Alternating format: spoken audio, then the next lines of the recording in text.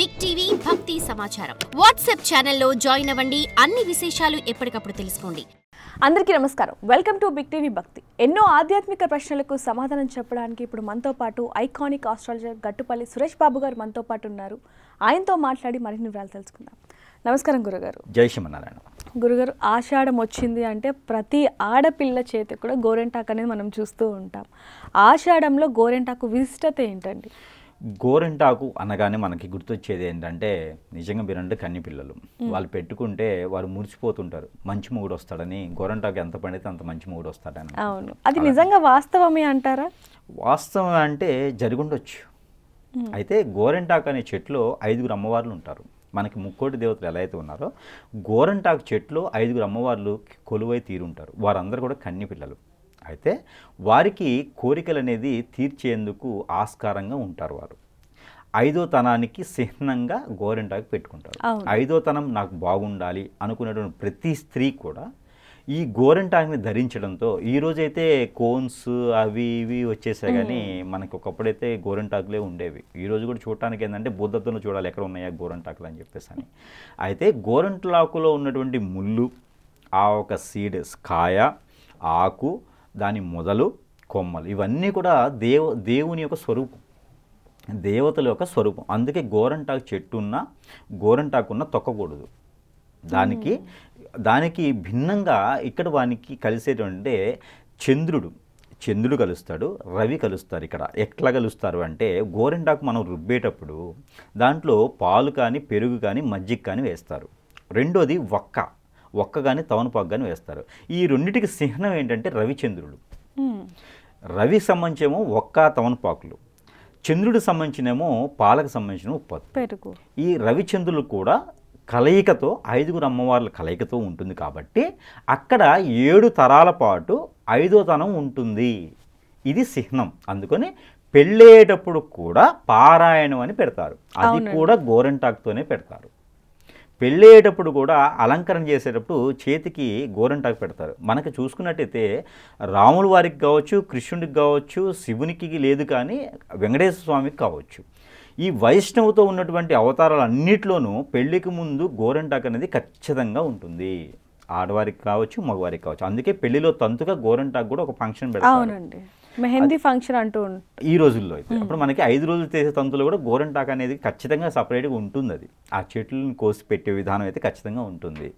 అయితే ఈ యొక్క 7 తరాల పాటు వీరు 5వ తనంతో ఉండాలి, ఆ అమ్మవార్లు దీవెనలు ఉండాలి అని చెప్పేసి చేసేటువంటి విధానమే ఈ గోరెంటాకు. కాబట్టి స్త్రీలందరూ కూడా పెళ్ళి కానప్పుడైనా, పెళ్ళి అయిన తర్వాత సంసారం బాగుండాలి.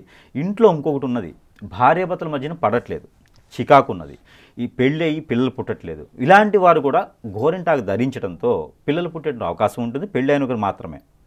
అలానే పెళ్ళి అయి చికాకులు ఉన్నవారికి మాత్రం ఆ చికాకులు తగ్గి ఒకటిగా ఉండేటువంటి అవకాశం కూడా మెండుకు కనిపిస్తుంది.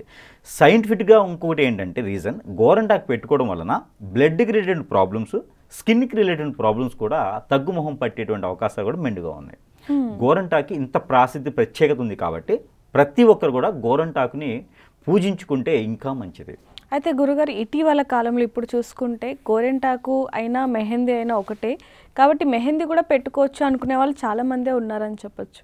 ఇక దొరకని పక్షంలో ఏం చేస్తారు, ఇక ఇంట్లో భోజనం లేనప్పుడు హోటల్లో భోజనం తెచ్చుకున్నట్టుగానే మనకి దానికి అడ్జస్ట్ అయిపోవడం తప్పితే గోరెంటాకు మనం కోసుకొని దాన్ని చివ్వుకొని దాన్ని రుబ్బుకొని పెట్టుకునేటువంటి విధి విధానాలు ఈ రోజుల్లో మనకు అందుబాటులో లేవు. కొన్ని పట్టణాల్లో అయితే, టౌన్లో అయితే అందుబాటులో లేవు. కాబట్టి ఉన్నదే ఇక ఏదో చేసుకోవడం పెట్టుకోవాలి తప్పితే ఇంకా అంతమించి మనకు ఆప్షన్ లేదు. ప్రతి ఒక్కరికి గోరెంటాకు కావాలంటే ఇక విలేజ్లోకి వెళ్ళి తిరుగుతూ ఉంటారనమాట.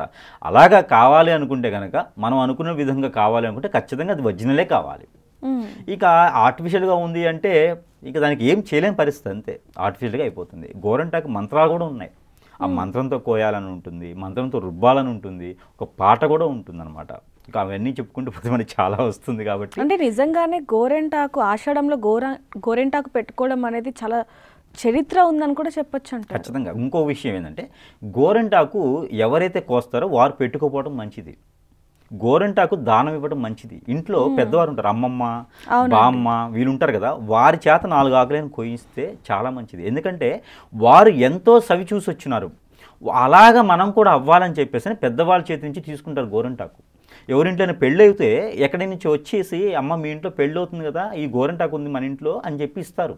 ఒకప్పుడు అది అయితే, ఇప్పుడు అవన్నీ ఎక్కడ లేదు. ఎందుకంటే ఆడపిల్ల మీద ఇష్టము ప్రేమ ఉన్నవారు, అమ్మమ్మ తాతమ్మ లాంటి వారు గోరింటాకు పెడితే వారిలాగానే తరతరాలు బాగుంటుందని ఒక దీవెన చేసుకుంటూ గోరింటాకు పెడతారు. దీంట్లో చాలా రకాలు ఉంటాయి గోరింటాకులో. అందుకని గోరింటాకు ఈ ఆషాఢంలో ఒక సీజన్ వైజ్గా ఈ ఆషాఢంలో గోరింటాకు అనేది కొత్త పంట వస్తుంది, కొత్త ఆకు వస్తుంది. అందుకని ఈ గోరింటాకుని ఆషాఢ మాసంలో పెట్టుకోవడానికి గల కారణం అది. ఇంకోటి ఏంటంటే ముక్కోటి దేవతలు కూడా మనం అనుకున్నట్టుగా ముల్లోకాల్లో ఉన్నటువంటి దేవతలు కూడా భూలోకంలో విహరిస్తారు కాబట్టి ఈ గోరింటాకు పెట్టుకున్న వాళ్ళని దీవిచ్చి వెళ్తారు.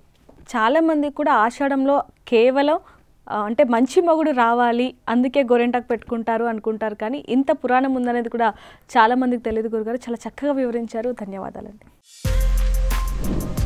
For more videos like this, subscribe Big TV channel.